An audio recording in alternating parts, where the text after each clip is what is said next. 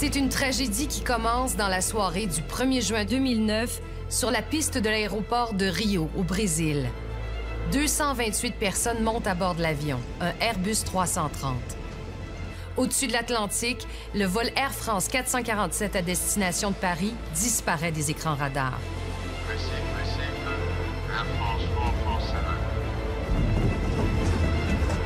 Et Caroline disparaît à tout jamais pour ses parents.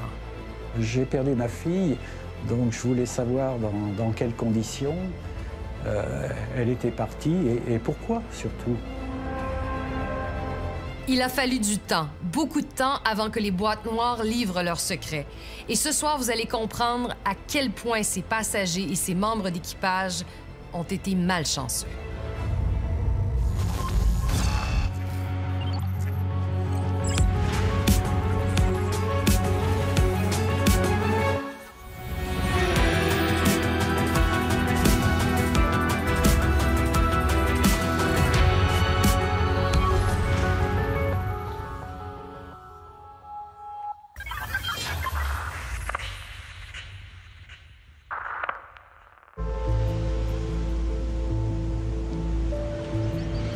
Le 31 mai 2009, Rio de Janeiro, il est 19 h. Sur le tarmac de l'aéroport international, le vol Air France 447 Rio-Paris se prépare au décollage.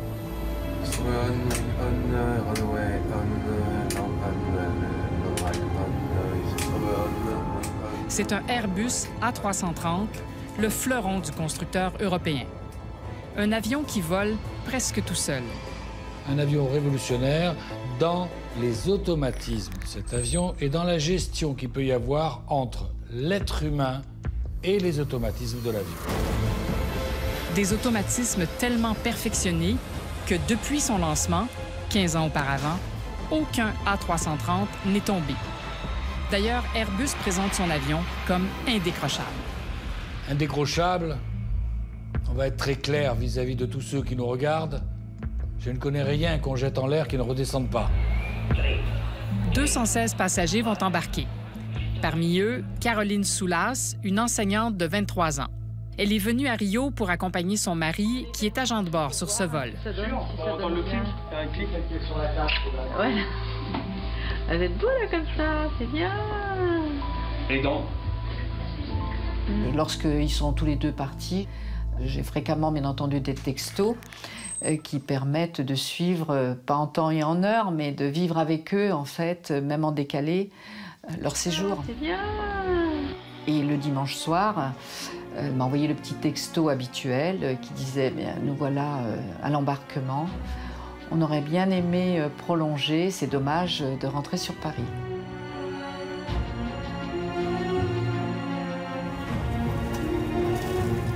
Caroline était assise à la place 25A. 4 rangées vers l'avant, à la place 21A, est assis Nicolas Touliou, un jeune cadre qui voyage souvent pour un grand restaurateur français. Nicolas devait rentrer la veille, mais il a prolongé son séjour d'une journée pour profiter de Rio.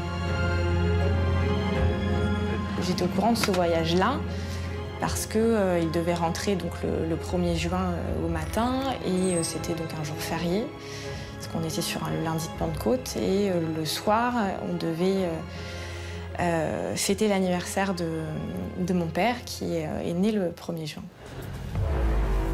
Para decolagem, pedimos que coloquem ao posto dos assentos na posição vertical, levantando travées visíveis. Informamos ainda que uma membro da tripulação. Après les consignes de sécurité, le vol Air France 447 décolle à 22h29 avec 30 minutes de retard. L'arrivée à Paris est prévue à 11h10 le lendemain.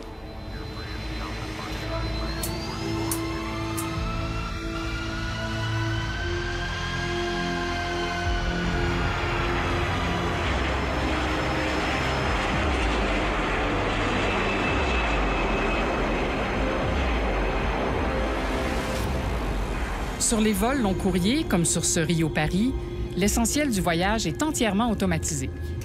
Les pilotes n'interviennent que dans les phases de décollage et d'atterrissage, soit environ 10 minutes sur un trajet total de 11 heures.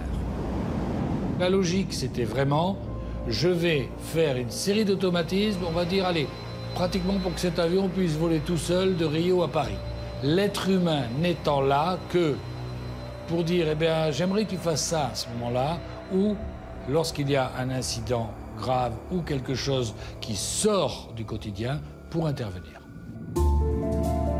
Aux commandes de cet Airbus A330, Marc Dubois, 58 ans, un pilote expérimenté avec plus de 11 000 heures de vol. C'était un gars brillant, sérieux, bon pilote, bon manœuvrier. C'est un gars qui vraiment avait toute la confiance que l'on peut accorder à un commandant de bord. Le premier copilote, David Robert, a 37 ans et 6 500 heures de vol. Dans cette première partie du voyage, il se repose dans une couchette à l'arrière du poste de pilotage.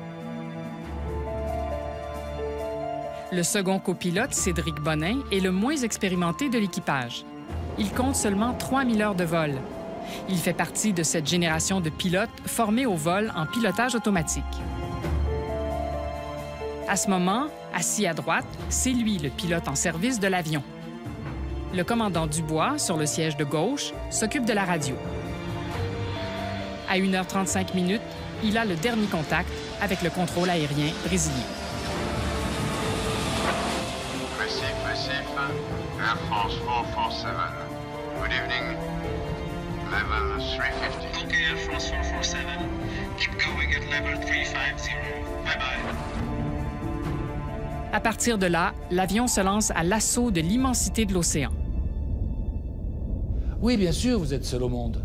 Par exemple, lorsqu'on fait des vols transatlantiques, on reste des 3-4 heures sans pouvoir communiquer avec des moyens classiques de radio avec un contrôleur. La portée des radars est d'environ 400 km. Le vol Rio-Paris quitte la zone de couverture du radar brésilien et restera invisible pendant plus de 3 heures. Il devra réapparaître de l'autre côté de l'Atlantique, sur le radar de Dakar au Sénégal. Les avions sont sur des rails, ils sont sur des autoroutes qui sont tracées. Ils sont là où on les attend. Seulement, pour le vol Rio-Paris, les choses ne vont pas se passer comme prévu. Au petit matin, le 1er juin 2009, le vol Air France 447 n'apparaît pas sur les radars sénégalais et ne répond pas aux appels radio. À 11h04, un avion brésilien décolle vers la dernière position connue du vol Rio-Paris. L'Airbus a signalé sa présence pour la dernière fois ici, dans la nuit, à 2h10. Il s'agit d'un point au milieu de nulle part, au-dessus de l'océan Atlantique.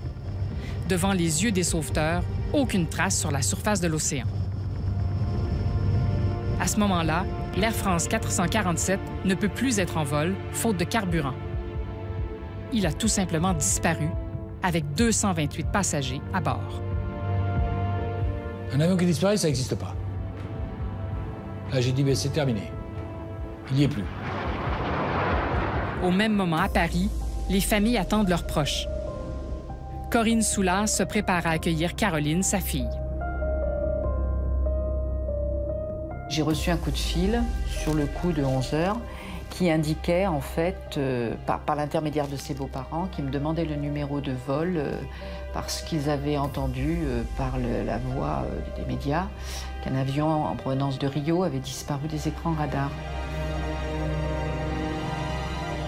Je me suis écroulée sur le balcon en poussant un hurlement parce que je savais qu'il y avait quelque chose qui se passait et que c'était la fin. Pour moi, il n'y avait pas... Enfin, je sais pas, j'ai pas imaginé autre chose qu'une fin. Ça m'a tellement touchée dans le cœur d'apprendre... J'ai compris que c'était grave.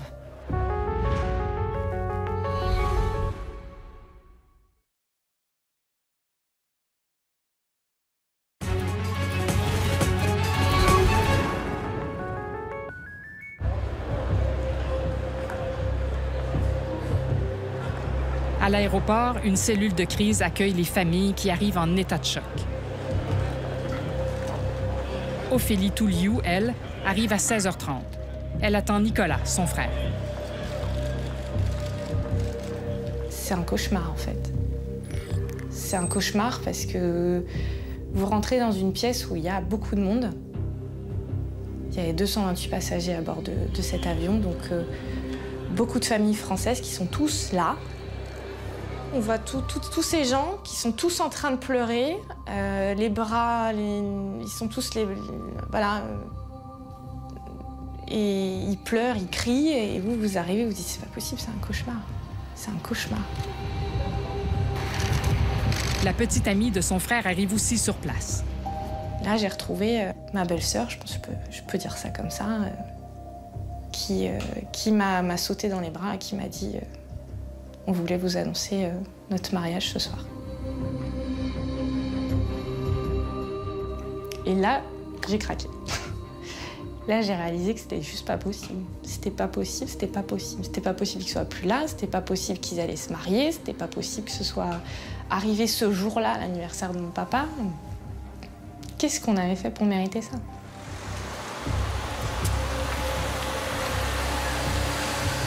La tragédie prend une dimension nationale. C'est le président de la République qui se rend auprès des familles pour l'annonce officielle. Cette nuit, nous avons perdu la trace d'un avion d'Air France avec 228 personnes à bord, des passagers, des personnels d'équipage. Nous n'avons aucun élément précis sur ce qui s'est passé. Pour le père de Caroline, cette annonce officielle est terrible. Et après, c'était la grande solitude. C'était la pire des solitudes. J'étais seul sur la terre avec ma douleur. Perdre un enfant, c'est l'incrédulité, quoi, surtout. On n'arrive pas à croire à cette réalité, à cette fatalité. À l'aéroport, les responsables se succèdent et essaient d'apporter des réponses aux familles de victimes.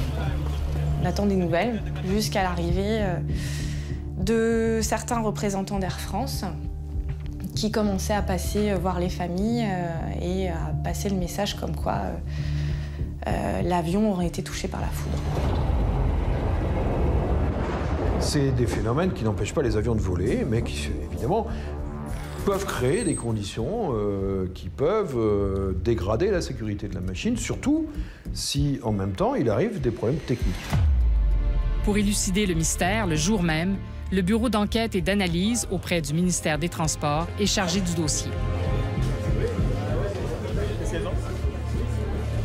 L'avion, dans les dernières minutes du vol, avait émis un certain nombre de messages automatiques, des messages à CARS, qui avaient été enregistrés au centre de maintenance d'Air France. Alors, ces messages faisaient état de la perte d'indication de vitesse, de la perte du pilote automatique, ainsi que de la perte de la protection contre les décrochages. La CARS nous dit pratiquement tout. Pour nous, c'était évident que cet avion avait décroché. La durée de communication des messages à CARS a duré en gros 4 minutes, avec des incertitudes de 15 à 45 secondes. Enfin, en gros, 4 minutes. 4 minutes, vu l'altitude à laquelle était parti l'avion, c'est tout simplement la vitesse d'un corps en chute libre dans l'atmosphère. Donc cet avion, il était évident depuis le départ que cet avion était tombé en feuille morte, à plat, jusqu'à la mer. L'avion a communiqué sa position pour la dernière fois à 2h10. Les messages se sont interrompus 4 minutes et 23 secondes plus tard. Donc ça veut dire que l'avion a parcouru au maximum la distance correspondant à 5 minutes de vol entre la dernière position connue et l'accident. Un avion en vitesse de croisière parcourt 15 km par minute. En 5 minutes, le Rio-Paris a pu voler au maximum 75 km. Les recherches s'effectuent donc dans ce rayon, autour de la dernière position connue de l'avion.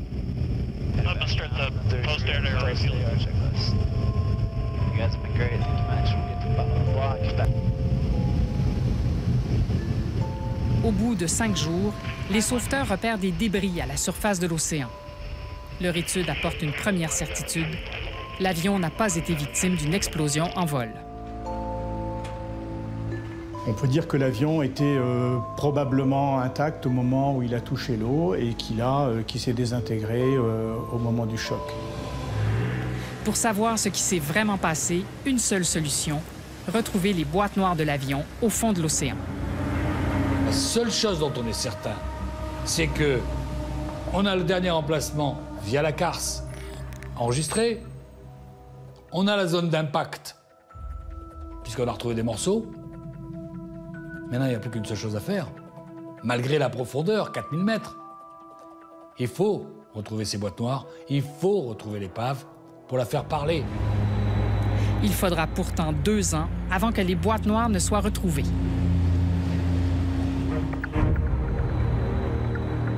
Le 2 avril 2011, après avoir sondé pour rien plus de 10 000 km² de fond marin, les enquêteurs retournent exactement à l'endroit où l'avion avait signalé sa dernière position.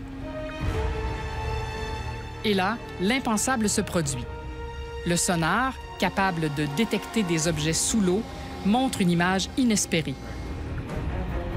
Sur l'écran, on devine une aile et la carlingue.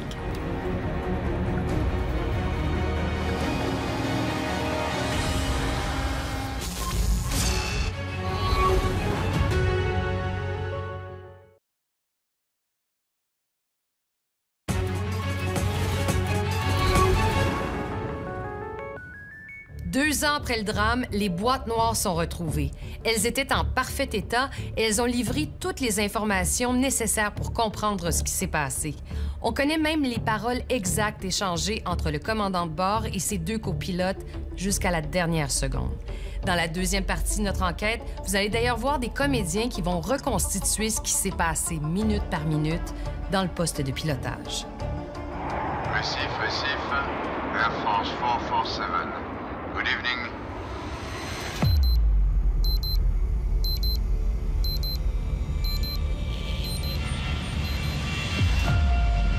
Nous sommes 40 minutes avant l'accident.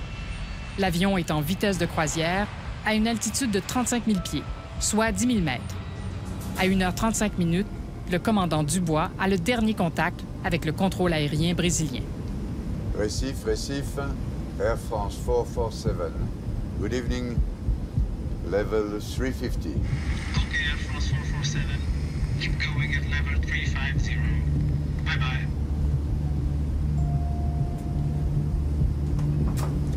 Bon, ça va être long pour toi. Essaye de dormir 20 minutes tout à l'heure. D'accord, sympa. Pour l'instant, j'ai pas envie, mais si j'ai envie, ouais. Pendant les vols long courriers, les pilotes se reposent à tour de rôle. Après 2h30 de vol, le commandant semble fatigué. Il est 1h40 minutes.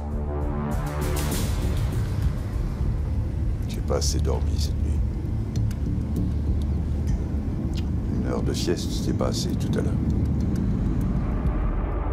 La difficulté de la nuit, c'est qu'on est en décalage, on est fatigué et qu'on n'a pas les mêmes capacités intellectuelles et physiques qu'un vol de jour quand on part au matin à la fraîche.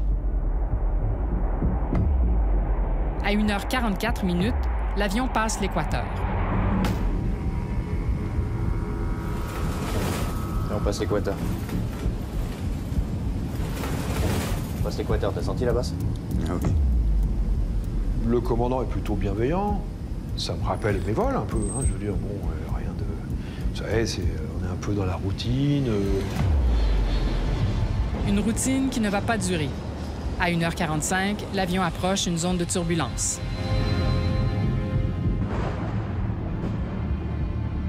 Je dirais qu'on va rentrer dans la couche devant. Ça serait bien de monter un peu là, non? On va attendre un peu, si ça passe. On va pas se laisser emmerder par des cumulus. Il se dirige vers quelque chose que nous appelons techniquement le front intertropical. Il s'agit de courants qui arrivent du nord pour l'hémisphère nord, du sud pour l'hémisphère sud.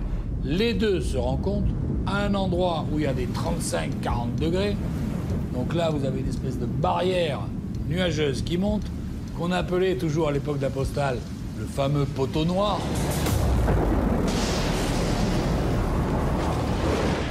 Vous voulez l'éviter? Pas être facile, ce qui fait le tour de la Terre. Pas être facile du tout. Mais ce sont des nuages très ciblés. Certains font 1 km de diamètre. Donc qu'est-ce que vous faites? Quand vous les voyez marqués sur le radar, vous en voyez un bien actif. Passez à gauche, passez à droite. Parfois, ils montent tellement haut, vous êtes obligé de rentrer dedans. C'est justement le choix fait par les pilotes ce soir-là. L'avion continue sa route et va rencontrer un phénomène rare, les feux de Saint-Elme. À un moment donné, sur le pare-brise, vous voyez comme des espèces de petits éclairs dans tous les sens. C'est très rare, hein? C'est rare qu'on en voit, mais ça arrive parfois lorsque vous passez dans des nuages qui sont très chargés en électricité. Alors quand même, quand on voit ça, on rentre un peu la tête dans les épaules. Pourquoi? Parce que ça veut dire que l'orage, la foudre est pas loin. Alors que la météo est exécrable, c'est le moment que choisit le commandant de bord pour aller se reposer. Ça va turbuler quand je vais aller me coucher. Non, regarde, on sort, là. Jusqu'à la prochaine.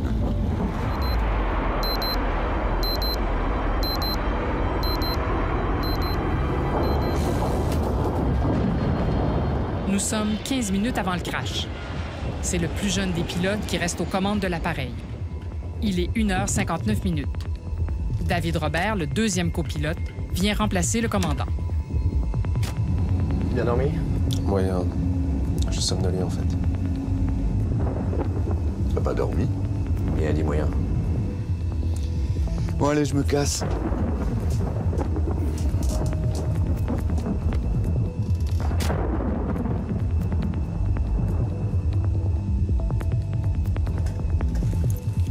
Ça va où? Ça va. Bon, les petites turbulences qu'on a eues tout à l'heure, on va retrouver ça dans la couche devant. Je vais les appeler à l'arrière pour leur dire. Ouais, Marilyn, c'est Pierre devant. Oui.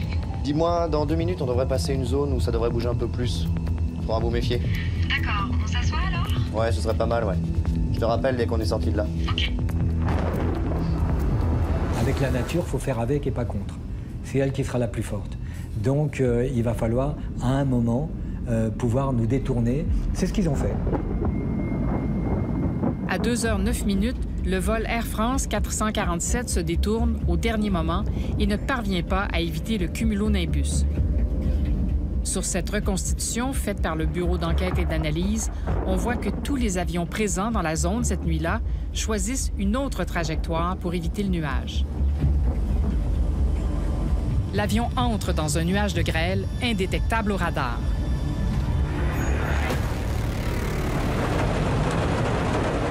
Les cristaux s'écrasent contre la carlingue. À 2h10:05, le pilote automatique se déconnecte.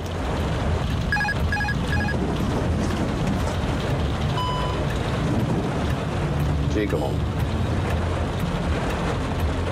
C'est rapide, hein, ça vient vite. Hein. Alors vous êtes... Tac, tout d'un coup, pouf. Voilà, à là. Donc il dit au pilote, démerdez-vous.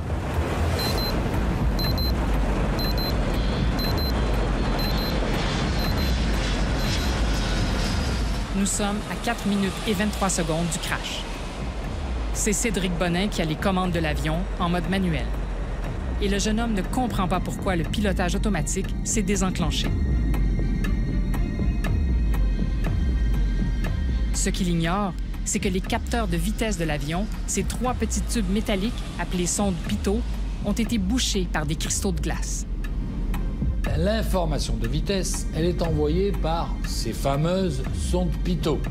Ces sondes pitot, c'est un tube, l'air rentre dedans, plus vous allez vite, plus l'air appuie, et puis ça se transforme en une indication de vitesse. Je bouge ce tuyau. Le pilote automatique, lui, c'est un ordinateur. Il reçoit des informations, une vitesse qui dit 200, l'autre qui dit 80, lui, il sait plus. Donc qu'est-ce qu'il fait? Il dit « je sais pas faire », il saute. Si le pilotage automatique a sauté, c'est donc qu'il y a un problème. Et les pilotes vont s'en apercevoir. On n'a pas une bonne annonce de vitesse. On a perdu la vitesse alors? Ouais. La vitesse affichée sur le tableau de bord n'est pas la bonne. et les pilotes ne comprennent pas pourquoi. D'autant qu'une alarme indiquant un dysfonctionnement des sondes pitot aurait dû se déclencher.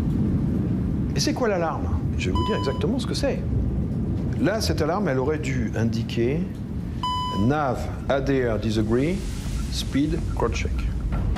Ce qui veut dire problème de navigation, les centrales aérodynamiques ne sont pas d'accord, vérifiez vos vitesses. Et là, il n'y en a pas d'alarme. Donc, le pilote aux commandes ignore que certaines informations sur le tableau de bord sont fausses. À ce moment, devant ses yeux, l'altimètre indique que l'avion redescend de 400 pieds. Mais en réalité, il n'en est rien. Le pilote réagit, lui. Il tire sur le manche pour faire remonter l'avion. Le premier geste du pilote, c'est juste de remonter l'avion, puisqu'il descend. Et qu'il y a des avions au-dessus, en dessous, et que là, on doit rester à son niveau. Donc son premier geste, il est parfaitement compréhensible. Il tire sur le manche pour ramener l'avion à la bonne altitude. Les mauvaises informations données par les instruments vont avoir des conséquences dramatiques. Car le pilote tire tellement sur le manche que l'appareil va dépasser 11 500 mètres, l'altitude maximum à laquelle il peut voler. L'alarme stall, qui prévient que l'avion décroche, se déclenche. Qu'est-ce que c'est que ça?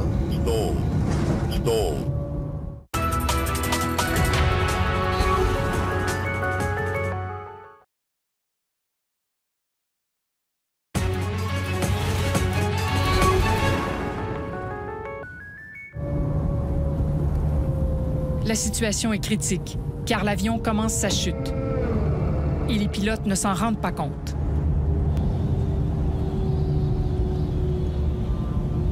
Donc à ce moment-là, l'avion commence à chuter très lentement. Hein. C'est pas brutal, hein.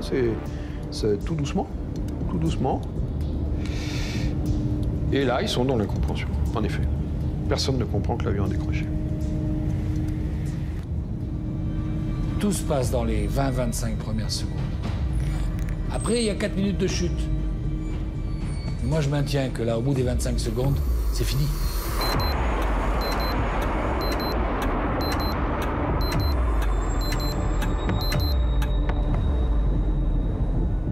4 minutes avant le crash.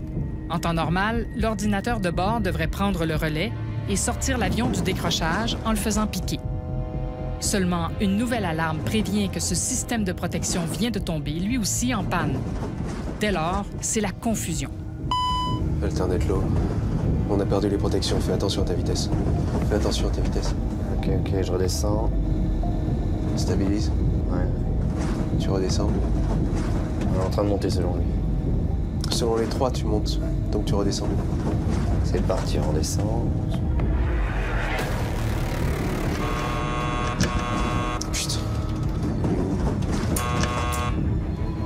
Dans la cabine de pilotage, les deux pilotes ne comprennent plus les réactions de l'avion. David Robert appelle au secours le commandant qui se trouve dans la cabine de repos. Ça répond pas. En apportant les moteurs, qu'est-ce qui se passe, bordel? Tu comprends ce qui se passe, toi? J'ai plus le contrôle de l'avion. J'ai plus du tout le contrôle de l'avion. Putain. On est où? C'est quoi, là? J'ai l'impression qu'on a une vitesse de fou, là, non? À 2h11 minutes et 42 secondes, le commandant de bord revient enfin dans la cabine de pilotage. Bon, qu'est-ce qui se passe là? Je sais pas ce qui se passe. On a perdu le contrôle de l'avion. On a totalement perdu le contrôle de l'avion, on comprend rien, on a tout tenté. Tiens, prends ça. Les pilotes doutent de tout ce qui est affiché sur le tableau de bord. Pourtant, à ce moment-là, les sondes pitot fonctionnent à nouveau et indiquent la bonne vitesse. Mais les pilotes ne le savent pas. Au bout de 1 minute et quelques, la glace fond et on récupère les informations de vitesse. On récupère les deux pitots, on récupère les informations de vitesse. Mais à ce moment-là, ça fait plus d'1 minute que le drame a commencé. Ça fait plus d'1 minute que, au fur et à mesure que les secondes passent, les 3 pilotes ne savent plus quelle est la validité de l'information qu'ils ont devant. Prends ça. Mais le problème, c'est que j'ai plus de vario là, j'ai plus aucune indication. On n'a plus aucune indication qui soit valable. J'ai l'impression qu'on a une vitesse de fou. Qu'est-ce que vous en pensez?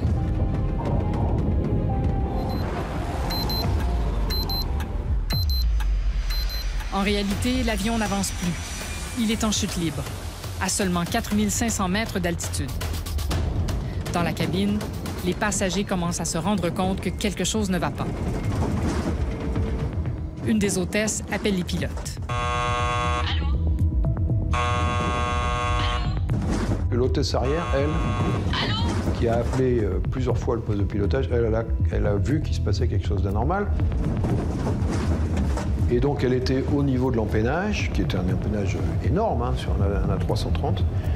Et il devait y avoir un bruit d'enfer.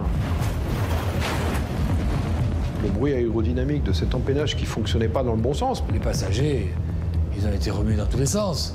Ils ont dit, je peux vous assurer que ça, il n'y en a pas un qui dormait hein, dans la cabine, c'est une évidence. L'avion, un coup, il est parti à droite, un coup à gauche, un coup vibré, des bruits. Les accélérations qu'ils ont dû subir dans un sens, à droite, à gauche, en haut, en bas. Alors, qu'ils aient réalisé que l'avion tombait, je n'irai pas jusque-là, mais et ils ont dû être, malheureusement, ils ont dû comprendre que quelque chose d'important se passait, ça c'est sûr. Pour entamer une procédure de secours, les pilotes doivent d'abord stabiliser l'avion. Ça y est, les ailes sont à l'horizontale, non? Mais les ailes à plat, oui. Et chiffre l'horizon de secours. Là, ta vitesse, tu montes, tu descends, descends. Je suis en train de descendre. Là. Non, tu montes là. Je monte? Ok, alors on descend. En altitude, on a quoi là? Putain, c'est pas possible. On sent vraiment que, depuis le moment où il ouvre la porte jusqu'à la fin, il est en train de voir quelque chose de dramatique devant lui quand même. Il voit un avion qui tombe à plus de 10 000 pieds minute, à plus de 3000 mètres par minute. Attendez. Et puis j'imagine que quelque part, même s'ils n'ont pas tout compris, il y a un petit coin du cerveau qui voit bien que l'affaire, ça ne va pas durer longtemps. Et ça ajoute du stress. Et vous savez qu'en situation de stress, le cerveau n'est plus capable de faire grand-chose. En alti, on a quoi là? Mets les ailes à l'horizontale. Les ailes à l'horizontale, c'est ce que je cherche à faire depuis tout à l'heure. Mets les ailes à l'horizontale. Ça y est, je suis à fond avec du gauchisme. Allez, doucement, doucement. On a tout perdu au niveau de l'aile gauche. Ça y est, on arrive au niveau 100 là. Niveau 100, c'est-à-dire 3000 mètres.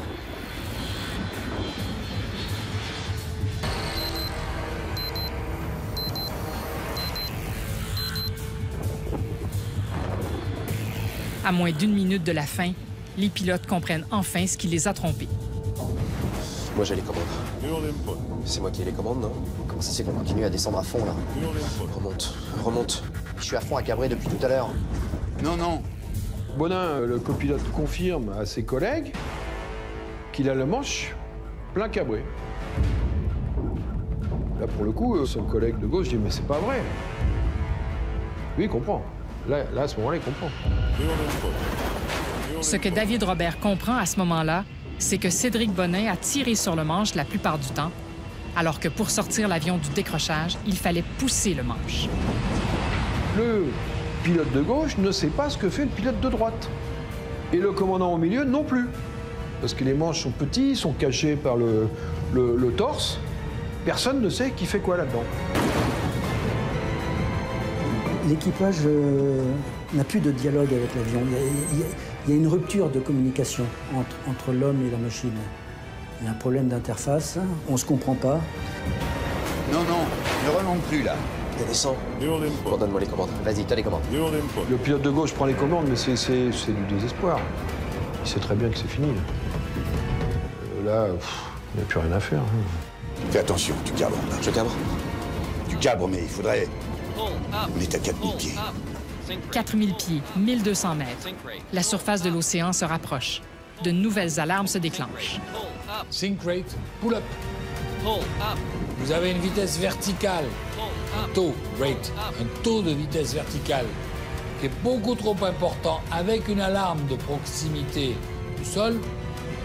Et là, le logiciel vous dit pull up, tirez sur le manche. C'est-à-dire qu'on n'est pas loin avant l'impact. Allez, tire. On tire. On va taper, non mais c'est pas vrai, qu'est-ce qui se passe? À un moment donné, il y en a un qui dit c'est pas possible, on va taper. Il le sait. Quel est le réflexe humain? Jusqu'à la dernière seconde, vous allez essayer de vous battre pour essayer de sortir. C'est ce qu'ils font. C'est ce qu'ils font, ils essayent de se battre jusqu'à la dernière seconde. Là, à ce moment-là, ils ont compris tous les trois. Mais ouais, c'est quoi? C'est quelques secondes avant l'impact. Voilà. Et puis en même temps, imaginez l'échec avec tous ces gens-là derrière. Ce qui est terrible pour Cédric Bonin, c'est de savoir que sa femme, Isabelle, est passagère à l'arrière dans la cabine et que leurs 2 enfants les attendent à Paris.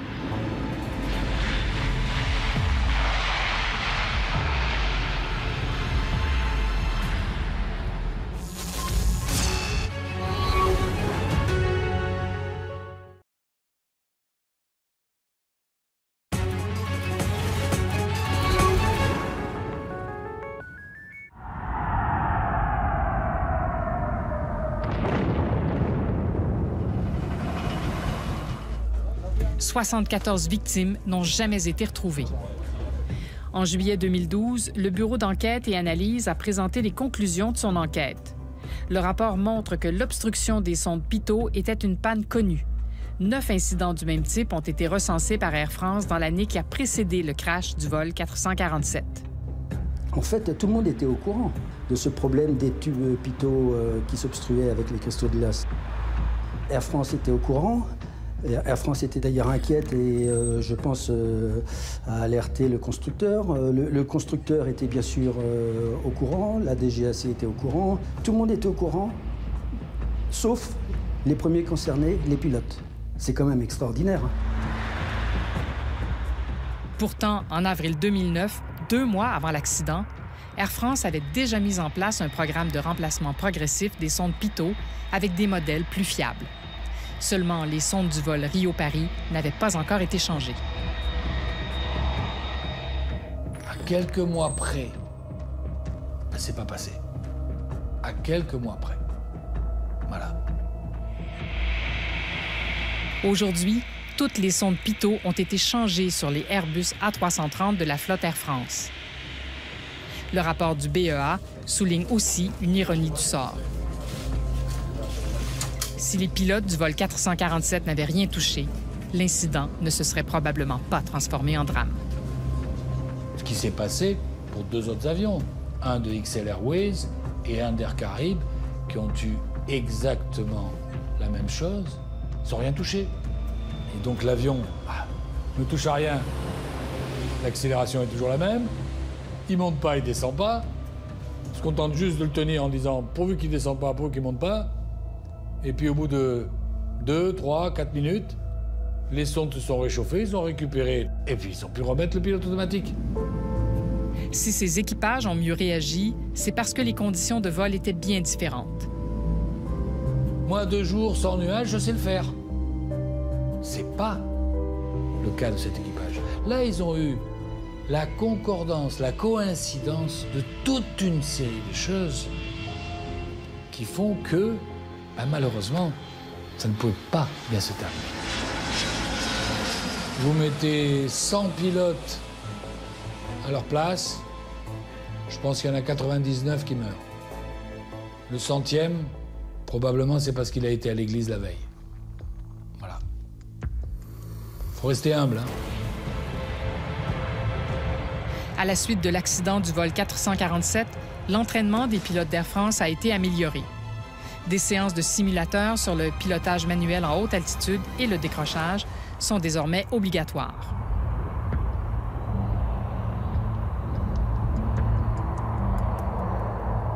C'est vrai que Air France s'est complètement remis en question suite à cette catastrophe aérienne.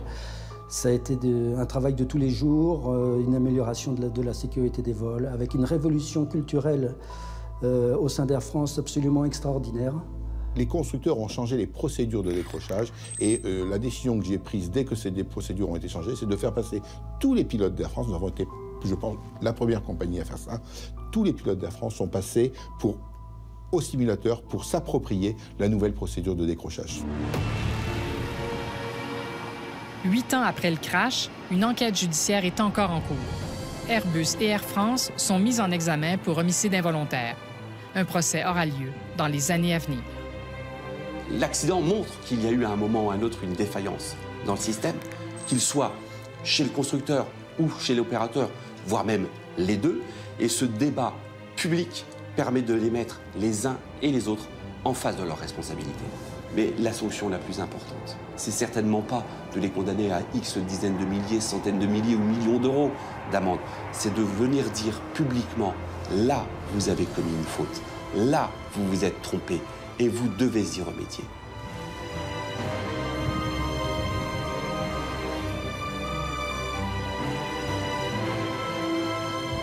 La vérité sera judiciaire, on ne saura pas. Donc c'est pas fini. Par contre, et puis c'est d'autant pas fini que tous les jours, le souvenir revient. C'est évident. On s'est dit, mais ils sont partis, mais on ne veut pas qu'ils soient partis pour rien. Si demain ça devait se reproduire, c'est hors de question. S'il y a eu des manquements, il y a eu des choses qui ont été mal faites, et qu'aujourd'hui ils sont morts à cause de ça, on veut savoir qui, pourquoi, comment, et que ça ne se reproduise plus jamais. Quand vous perdez un enfant, la vie n'est plus la même. C'est une partie de votre avenir qui s'est évaporée. Pour moi, Caroline, elle est restée à Rio, elle est au Brésil. Elle n'est pas ailleurs qu'au Brésil. J'imagine qu'elle dort au fond de l'océan, comme une sirène, la petite sirène de Walt Disney. Depuis l'accident du vol Rio-Paris, aucun avion d'Air France, heureusement, n'a été impliqué dans un accident aussi grave. Par contre, le mystère est encore total sur ce qui est arrivé au Boeing 777 de la Malaysia Airlines, qui s'est abîmé dans l'océan Indien avec 239 personnes à bord en mars 2014. Le vol MH370 devait relier Kuala Lumpur à Pékin, mais des débris ont été retrouvés beaucoup plus à l'ouest, sur les côtes de l'Afrique. 3 ans plus tard, on ne sait même pas où est cet avion, encore moins ce qui a causé cette catastrophe. C'est tout pour ce soir. Au nom de toute l'équipe, on espère que vous avez apprécié ce reportage et on vous donne rendez-vous la semaine prochaine pour une autre enquête.